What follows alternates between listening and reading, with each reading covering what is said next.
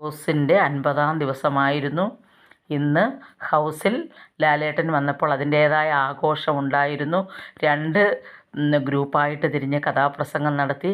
ഒന്ന് അക്ബറിൻ്റെ നേതൃത്വത്തിലുള്ള കഥാപ്രസംഗം, പിന്നൊന്ന് അനീഷിൻ്റെ നേതൃത്വത്തിലുള്ളതും.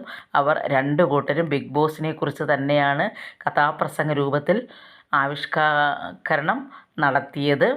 അതായത് കണ്ടസ്റ്റൻറ്റിനെ തന്നെ വിമർശിച്ചുകൊണ്ടുള്ള കഥാപ്രസംഗമായിരുന്നു. എങ്കിലും വളരെ കേട്ടിരിക്കാൻ വളരെ രസകരമായിട്ടുള്ള, എല്ലാവരും ചിരിപ്പിക്കുന്ന, എല്ലാവരും തലയറഞ്ഞ് ചിരിക്കുക തന്നെയായിരുന്നു. നല്ല രീതിയിൽ ഒരു കാരിക്കേച്ചർ പോലെയാണിത് അവതരിപ്പിച്ചത്. ലാലേട്ടനും വളരെ ഇഷ്ടപ്പെട്ടു. അതുപോലെ തന്നെ ലാലേട്ടൻ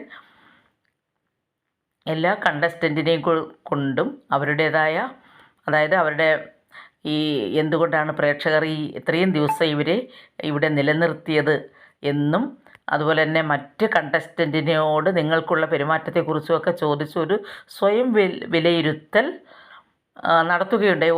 എല്ലാ കണ്ടസ്റ്റൻറ്റും അവരവരുടെ കാര്യങ്ങൾ വെളിപ്പെടുത്തി. അതൊക്കെ ആ സെഷനൊക്കെ വളരെ നല്ല രീതിയിൽ പോയി. പക്ഷേ ഇന്നത്തെ ലാലേട്ടൻ വലിയ ദേഷ്യമൊന്നുമില്ലാതെ നല്ല ഒരു കണ്ടസ്റ്റൻറ്റിനൊന്നും ഇന്ന് വഴക്ക് പറഞ്ഞില്ല. അതായത് പൊതുവേ കഴിഞ്ഞ ആഴ്ചയിലെ കാര്യങ്ങളൊക്കെ എടുത്തിടുന്നതാണ്. ഇന്നിപ്പോൾ സൺഡേ ആയതുകൊണ്ടായിരിക്കാം. ഇന്നലെ കുറച്ച് കാര്യങ്ങളൊക്കെ പറഞ്ഞു. എങ്കിലും ഈ 2 ദിവസങ്ങളിലും ഇന്നലെ എവിക്ഷനേ ഇല്ലായിരുന്നു. ശനിയാഴ്ചത്തെ എപ്പിസോഡിൽ എവിക്ഷൻ ഇല്ലായിരുന്നു.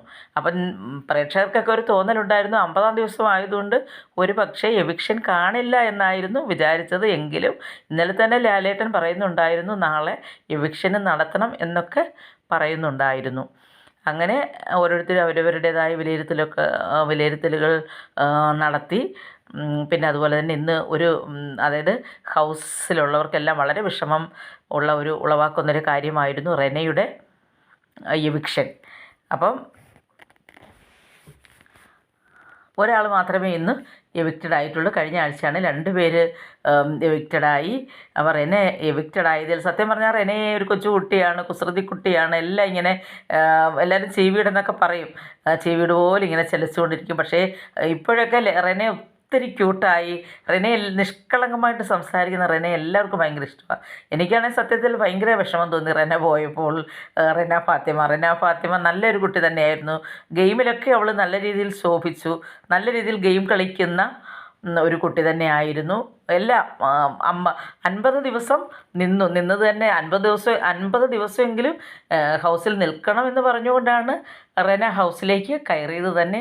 അത് ലാലേട്ടൻ സൂചിപ്പിക്കുകയും ചെയ്തു. എന്തുകൊണ്ടാണ് 50 എന്ന് പറഞ്ഞത് എന്നൊക്കെ ചോദിച്ചു. അല്ല ലാലേട്ട, പലരും എന്നേക്കാൾ ഏബിളായിട്ടുള്ള പലരും പുറത്തുണ്ട്. അവർക്കൊന്നും വരാൻ പറ്റാത്തൊരു സ്ഥാനത്തേക്കാണ് ഞാൻ എത്തിപ്പെട്ടത്. അതുകൊണ്ട് കുറഞ്ഞത് 50 ദിവസമെങ്കിലും എനിക്ക് നിൽക്കണം എന്നാണ് ഞാൻ പറഞ്ഞത്. എന്തായാലും റെന ഔട്ടായിരിക്കുകയാണ്. റെന പോയതിൽ ഹൗസിലുള്ള എല്ലാവരും റെന പോയി കഴിഞ്ഞപ്പോൾ തന്നെ റെനയെക്കുറിച്ചുള്ള നല്ല കാര്യങ്ങൾ തന്നെയാണ് പറയുന്നത്. റെന പാവമായിരുന്നു എന്നും ഒക്കെ ഓരോ ആൾക്കാരും പറയുന്നതാണ് നമുക്ക് കേൾക്കുവാൻ കഴിഞ്ഞത്.